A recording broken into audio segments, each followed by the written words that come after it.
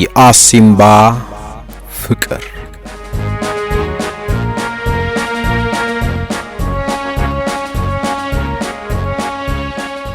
ጸሐፊ ካህሳይ አብርሃ ብስራት በኢትዮ ሜዳ የቀረበ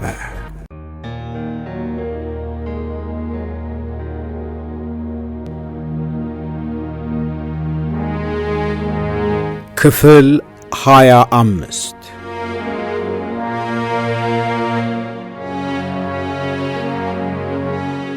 ኃይል 500 ከኃይል 66 ጋር በመሆን በውቅሮ ካምፕ ላይ በቀል ለሚደረግ የወረራ ዝግጅት የተጠራችው ከብዘት ነበረ። ብዘት በአድዋ መስመር ከሰሮ ወደ አዲግራት በሚወስደው አቅጣጫ የሚገኝ ቦታ ነው። በዚያን ጊዜ ኃይል 500 ከብዘት እስከ አክሱም ጫፍ የመሄድና የፕሮፓጋንዳና ቅስቀሳ ሥራ የመስራት ኃላፊነት ተሰጥቷት ነበረ።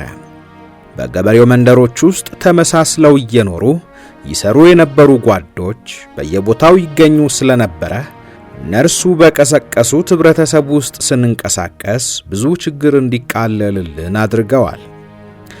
ወቅቱ አልፎ አልፎ የደርግ ጦር እንቅስቃሴ የሚታይበት ከወያኔ ጋር የነበረው ቅራኔም ከፍተኛ ደረጃ ላይ ደርሶ በጦርነት አፋፍ ላይ የምንገኝበት ጊዜ ነበረ። በተጨማሪም አሲምባ ውስጥ በተፈጠረው የአንጃ እንቅስቃሴ የተነሳ የተወሳሰበ ውስጣዊ ችግር የተከሰተበት ጊዜ ስለነበረ ኃይላችን በዚህ ችግር ውስጥ ሆና ነበር የምትንቀሳቀሰው። አንድ ቀን የደርግ ጦር ሊመጣ እንደሆነ የሚጠቁም መረጃ ደረሰን። እኛ ደግሞ ምንም ዝግጅት አልነበረንም። በዚያ ላይ የነግደይ ጋንታ ራቅ ብላ ሄዳለች። ምን ማድረግ እንዳለብን ተነጋግረን መረጃውን ለማረጋገጥ የተወሰኑ ጓዶች እንዲላኩ ተወሰነና የአብዮ 3 ጓዶችን ይዞ የደርግ ወታደሮች አሉበት ወደ ተባለ አካባቢ ሄደ። የተላከው ቡድን መረጃውን አጣርቶ ይመለሳል ተብሎ በተገመተው ጊዜ ውስጥ ሳይመጣ ቀረና ግራ ተጋባን። ጓዶቹ የዘገዩት ምናልባት በጠላት እጅ ወድቀው ይሆናል ብለን ተጠራጥረንም ስጋት ውስጥ ወደቅን። ነርሱን ለማፈላለግና በዚያውም የደርግንም ጦር ሁኔታም ለማረጋገጥ በጌትነት የምትመራዋ እኔ የነበርኩባት ጋንታ ወደ ሶሮ አቅጣጫ ተላከች። ከብዘት ሌሊት ተነስተን ሊነጋጋ ሲል ሶሮ አካባቢ ደረስን። ከዚያም አመች ቦታ አግኝተን ቅኝት ስናደርግ የደርግ ጦር ከፊት ለፊታችን በቅርበት መኖሩን ተመለከትን። መዝገብ ወይም ምሽግ ያዝንና ተመቻችተን ሁኔታቸውን መከታተል ቀጠልን። የሚገጥመንን ወይም የምንገጥመውን ኃይል ለመቋቋም ቢያንስ መትረየስ እንደሚያስፈልግ በመረዳታችን መትረየስ የያዘችው ጋንታ እንድትመጣልን መልእክት ላክን። እስከዚያው ግን ተጨማሪ መረጃዎችን ለማግኘት አንድ የአመራር አባልና አንድ ጓድ የደርግ ጦር ወደ ሰፈረበት መንደር ለስለላ እንዲሄዱ ተወሰነ። እኔ ከአመራሩ በፈቃደኝነት ለመሄድ ተነሳሁና ከአትክልቲ ጋር እንድንሄድ ስምምነት ላይ ደረስን። እኔ ገበሬ ልብስ ለብሼ አትክልቲም ተማሪ ለመምሰል የሐኪማችንን የጓድ ከበደን ደብተርና ወረቀት ይዞ እኔን ተከትሎ እንዲሄድ ተነጋገርን። ሁለታችንም ከዕቅዳችን ጋር በሚስማማ አለባበስ ተዘጋጀን። እኔ ሽጉጥና ቦምብ፣ አትክልቲ ደግሞ የተወሰኑ ቦምቦች ይዟል። እኔ እንግዲህ ልጄን ወይም ወንድሜን ወደ ትምህርት ቤት ለማድረስ እንደሚሄድ ገበሬ መስያለሁ። የምንሄድበት መንደር ውስጥ አንድ ቤተ ክርስቲያንና አንድ ትምህርት ቤት አሉ። ቤተ ክርስቲያኑ እኛ ባለንበት በኩል በመንደሩ ዳርቻ ላይ ከፊት ለፊታችን ቁልቁለቱ ላይ ይገኛል። እናም ትምህርት ቤት ከመድረሳችን በፊት ቤተ ክርስቲያኑን ስለምናገኝ እዚያ ከምናገኛቸው ሰዎች መረጃ ለመሰብሰብ ነበር ያሰብነው።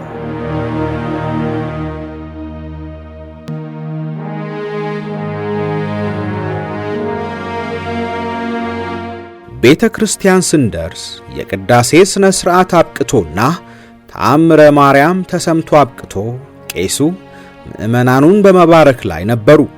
እኛ ቀስ ብለን ሰዎችን ለማነጋገር ጠጋ ስንል ቄሱ አዩንና ወደኛ መጡ። እናንተ ታጋዮች አይደላችሁም እንዴ? እዚህ ምን ታደርጋላችሁ? አሉን። አዎን አባ ልክ ነዎት፣ አሁን ግን ሰው እንዳይሰማ ዝም ይበሉ አልናቸው። ታዲያ እዚህ ምን ፈልጋችሁ መጣችሁ ነው? ደርግ ያለው እኮ እዚሁ ቅርብ ማዶ ነው። ደርግ እዚህ አካባቢ ለምን መጣ? ምን እየሰራ ነው አልናቸው። ምን ፈልገው እንደሆነ አላውቅም፣ ግን ሌሊቱን በሙሉ እዚህ ምሽግ ይዘው ነው ያደሩት። ከባድ መሳሪያዎች ጭምር ይዘው ነው የመጡት። ከዚህ ቦታ ትንሽ አለፍ ብትሉ ግን ስለሚያገኟችሁ ችግር ላይ ትወድቃላችሁ አሉን። ከዚህ በኋላ ማለፍ ስላልቻልን ቄሱ የነገሩንን መረጃ ይዘን ጓዶቻችን ወደ ነበሩበት ቦታ ተመለስን። እኛ ከጓዶቻችን ከመቀላቀላችን በፊት ታንኮች መብራት አብርተው መንቀሳቀስ ጀመሩ። ጌትነት እኛን እስኪያገኝ ድረስ ምንም አይነት ትዕዛዝ ሳይሰጥ እኛን ይጠብቀናል። ስንደርስ የሰማነውን ነገር ነው። ከዚህ በኋላ ተኩስ እንዲከፈት አዘዘ። ለ45 ደቂቃዎች ያክል በነበርንበት ሆነን ስንታኮስ ቆየንና የደርግ ጦር ምሽግ የያዝንበትን ቦታ ለይቶ በማውቁ ለመክበብ ቦታውን እያሰፋ መሄድ ጀመረ። ለበለጠ አደጋ እየተጋለጥን ነበረ። አፈግፍጎ ለመሰወር እንኳን የማንችልበት ሁኔታ ውስጥ ልንገባ ትንሽ ሲቀረን በግዳይ ጨጓር የምትመራዋ ጋንታ ደረሰችና ተጨማሪ ሽፋን አግኝተን ተጠናከርን። ያን ጊዜም በአስተማማኝ ሁኔታ ሳይከቡን አስቀድመን እያፈገፈግን መታኮስ የምንችልበት እድል ስለተፈጠረልን ተኩሱን አጋግለን ማፈግፈግ ጀመርን። ወደ ብዘት አቅጣጫ በመጓዝ ላይ ነበሩትን ሁለቱን የደርግ ጦር ከባድ ጭነት ተሽከርካሪዎች የተቀበረ ቦምብ አፈነዳቸው። በዚህ የተደናገጠው የደርግ ጦር ተኩሱን የበለጠ አባብሶ ይለቀው ጀመረ። እኛ የእነርሱን መረበሽ ማወቃችን በአስተማማኝ ሁኔታ ያለምንም ችግር እንድናፈገፍግ አገዘንና በሰላም ወደ ብዘት ተመለስን።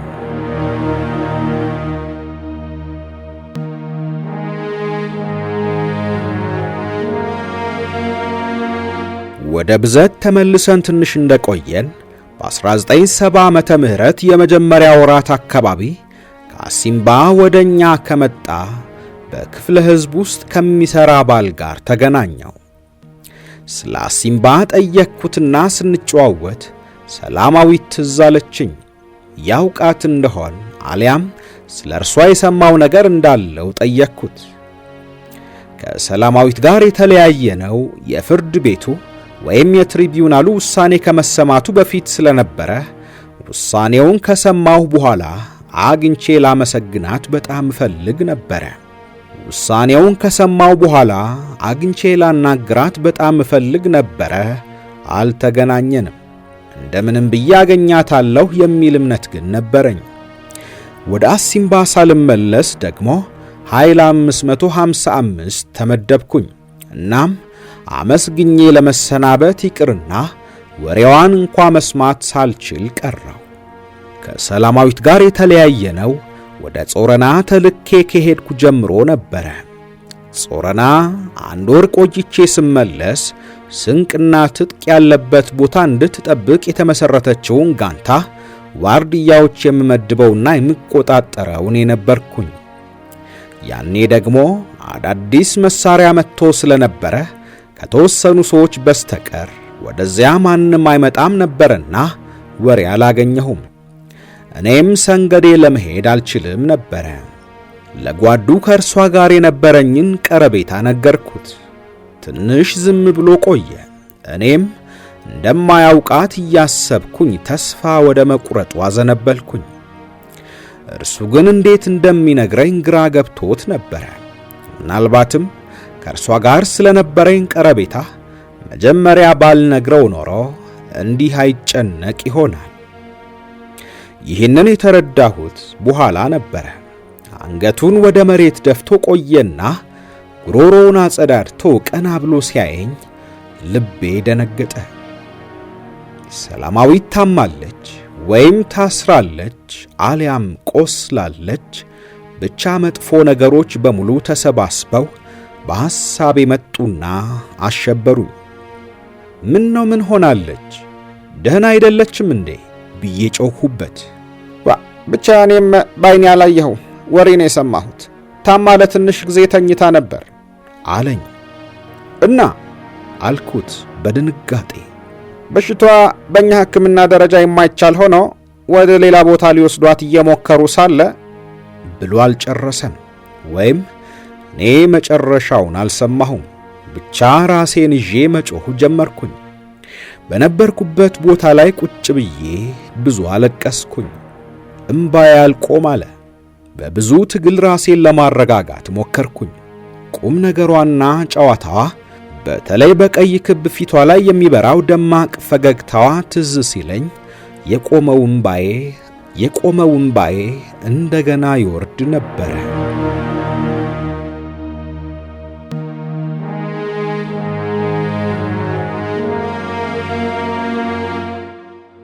ድንግለት በህዳር ወር 1970 ዓመተ ምህረት የውቅሮን ካምፕ በቀን ለማጥቃት እቅድ ወጥቶ ከኃይል 66 ጋር ተቀላቅለን ተንቀሳቀስን።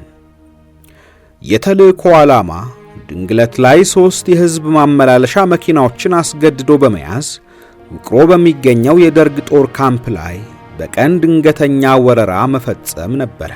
ድንግለት ከውቅሮ በስተ ሰሜን 15 ኪሎ ሜትር ርቀት ላይ የሚገኝ ቦታ ነው። ከድንግለት 5 ኪሎ ሜትር ያክል ወደ ደቡብ ሲጓዙ አልነጃሽ የሚባለው ታሪካዊ መስጂድ ይገኛል። በዚያ ተልእኮ የተሳተፍነው ከኃይል 66 እና ከኃይል 500 በድምሩ ወደ 150 የምንሆን ታጣቂዎች ነበርን።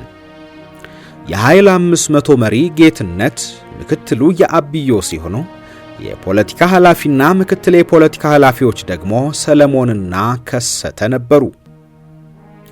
ሁለቱ ኃይሎች ወደዚህ ተልእኮ ከመሰማራታቸው አስቀድመው የጋራ ዕቅድ ተዘጋጅቶ ነበረ።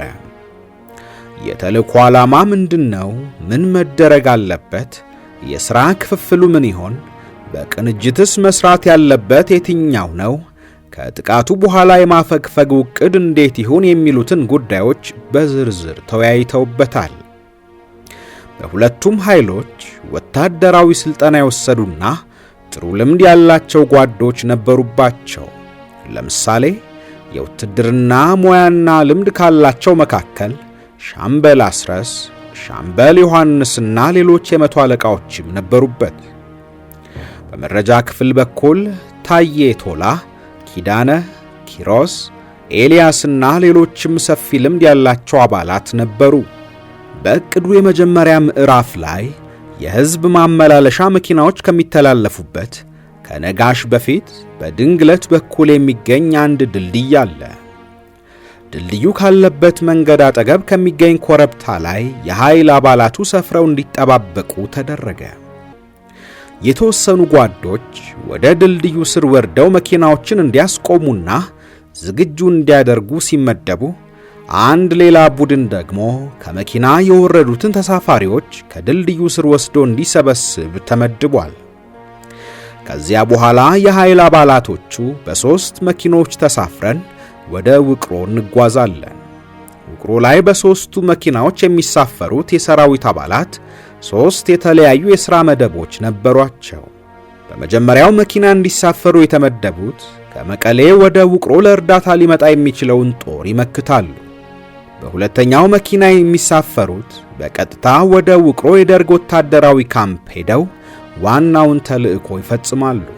ሦስተኛው መኪና ውስጥ ያሉት ደግሞ ከአዲግራት ወደ ውቅሮ ሊመጣ የሚችል ረዳት ጦር ገድበው የሚያስቀሩ ናቸው። ከድንግለት የመኪና መተላለፊያ መንገድ ዳር ካለው ኮረብታማ ቦታ በታሰበው ሰዓት ደረስን።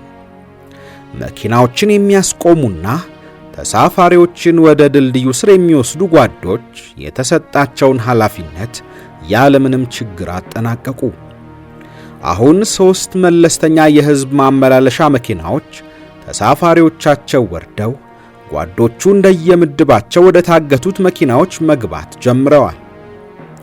የኔ ቡድን የሥራ ምድብ ከመኪናው የወረዱትን ተሳፋሪዎች ወደ ድልድዩ ስር አስገብቶ መጠበቅ ስለሆነ ከጓድ ሳሙኤል ጋር ሆነን ስራችንን ያለ ችግር አጠናቀቅን። እኛ ድልድዩ ስር ቆመን ሌሎቹ ተሳፋሪያቸውን አስወርደው እስኪጨርሱ ጠብቀን ሰዎቹን እዛው በመተው ከጓዶቻችን ጋር ወደ የምድብ መኪናችን ሄደን ለመሳፈር ተዘጋጅተናል።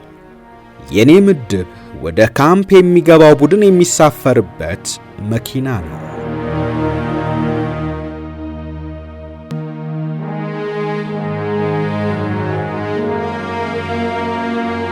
ሁኔታዎች በታቀዱበት ሁኔታ እየተፈጸሙ እያለ እኔና ሳሙኤል ድልድዩ ስር እንደቆምን አውቶማቲክ መሳሪያ 2 ጊዜ ተተኮሰ። መጀመሪያ ምናልባት የባረቀ መሳሪያ ይሆናል ወይም ቀላል ችግር ሊሆን ይችላል ብለን ስላሰብን ሁሉም ጓዶች መኪና ውስጥ መግባታቸው እስኪነገረን እየተጠባበቅን ነበር። እንደጠበቅነው አልነበረም። ተኩሱ ትንሽ ቆም ካለ በኋላ እንደገና ቀጠለ። ከበድ ያለ ችግር መሆኑን ተረዳን። ሁኔታውን ለማጣራት ያለንበትን ቦታ ለቀን ጓዶች መጀመሪያ ተሰብስበው ወደ ነበሩበት ኮረብታ ላይ በፍጥነት እየሮጥን ወጣን። ነገሩን ስንጠይቅ በአንደኛው መኪና ውስጥ መጨረሻ ላይ እንዲገቡ ሲጠበቁ የነበሩት የአብዮና ታዬ ቶላ ለመግባት እየተዘጋጁ እያሉ ከፊት ለፊታቸው የሚመጣ መኪና ያሉ። መኪናው የጫነው ወታደሮች መሆኑን እንዳረጋገጡ መጀመሪያ የተሰማውን የአውቶማቲክ መሳሪያ ለማስጠንቀቂያ ተኮሱ። ዋርዲያ እንዲቆም የተደረገበት ቦታ ከሁሉም አቅጣጫ የሚመጣውን መኪና ለማየት የሚቻልበት ቦታ ነው።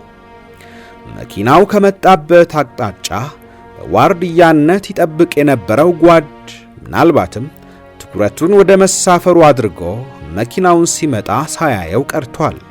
እናም ተኩስ በተከፈተበት ወታደሮቹን በጫነው መኪናና በታገቱት መኪኖች መካከል የነበረው ርቀት በትንሽ ሜትሮች የሚለካ ነበረ።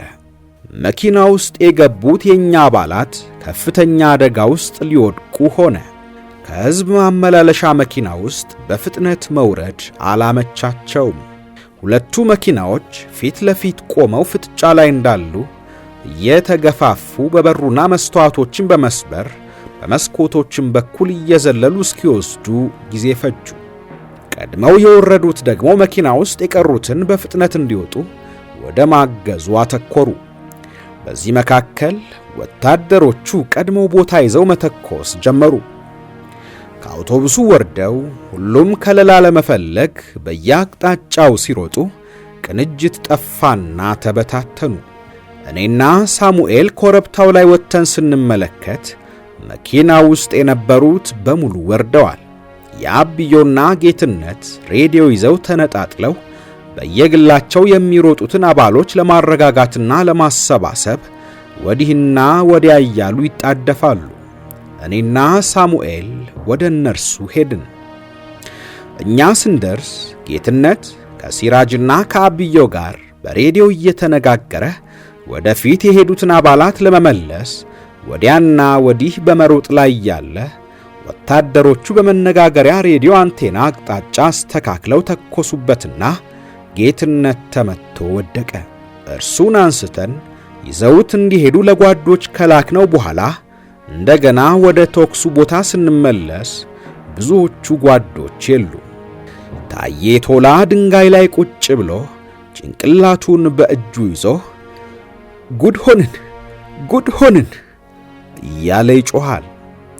እኔ የአብዮ ብርሃን አባይ ብርሃኑ የሚባል የደጀን ወይም የጎጃም ልጅ አጠገብ ቆመናል። አሁን ተመልሰን ምን እናገራለን? እንዴት ያሲምባን መሬት እንረግጣለን?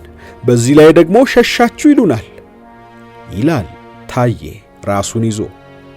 ታዲያ ለምን አንዋጋም? ለምን ውጊያውን አንቀጥልም አልነው። ኋላ ደግሞ ያለ ፍቃድ ጦር አንቀሳቀሳችሁ ብለው ወቀሳ እንዳያመጡብን ነው እንጂ አለና ዝም አለ።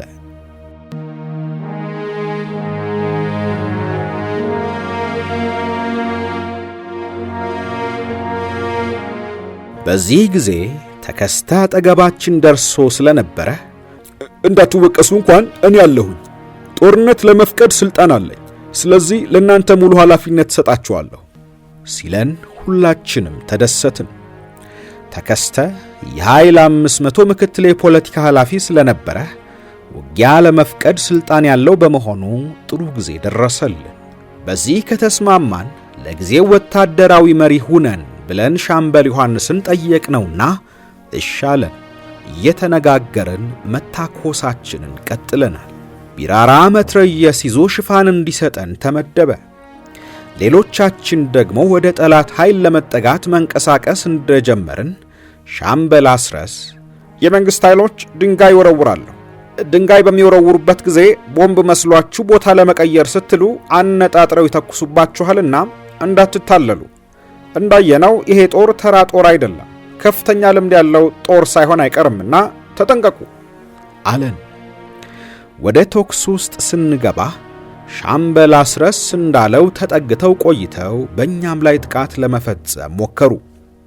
ቢራራ የኢያፓ ጦር ነን፣ እጃችሁን ስጡ እያለ የፓርቲውን ቀይ ባንዲራ ያውለበለበ እየጮኸ ሊያናግራቸው የሞከረ ነበረ። እነርሱ ግን በማጥቃት መተኮሳቸውን ቀጠሉበት። ከዚያ በኋላ ቢራራ የያዘውን መትረየስ ደግነው የሽፋን ተኩስ ሲሰጠን ጀመረ።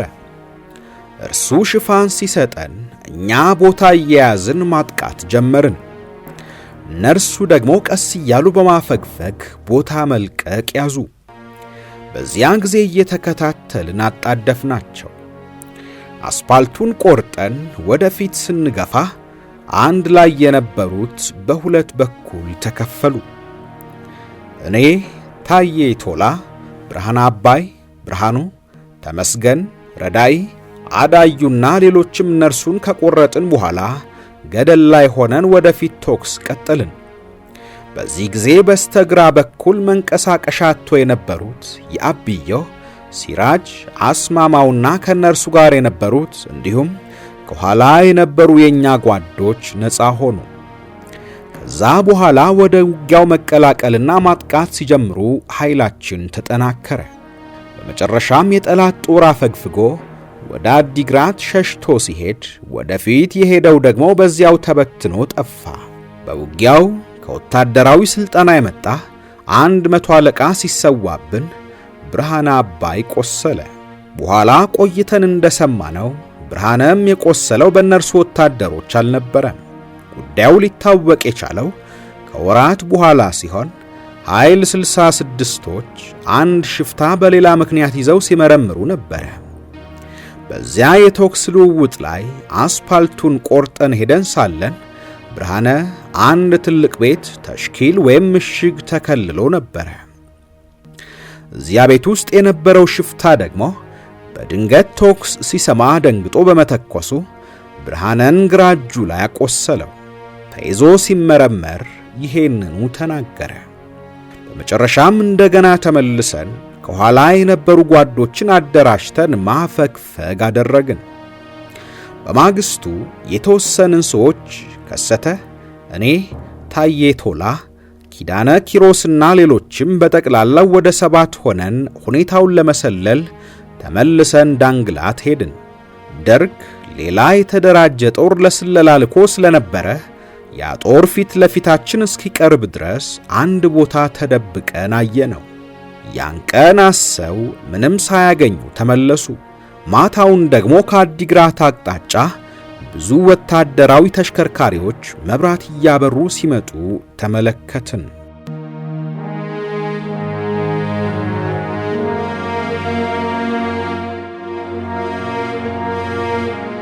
ውድ የኢትዮ ሜዳ ቤተሰቦች የአሲምባ ፍቅር መጽሐፍ ትረካ ክፍል 25 አብቅቷል። በቀጣይ ክፍል 26ን ይዘንላችሁ እንቀርባለን። ውድ ቤተሰቦቻችን ቻናላችንን ሰብስክራይብ፣ ላይክ፣ ሼር እንድታደርጉ ሐሳብና አስተያየቶቻችሁንም እንድታጋሩን በአክብሮት እንጠይቃለን።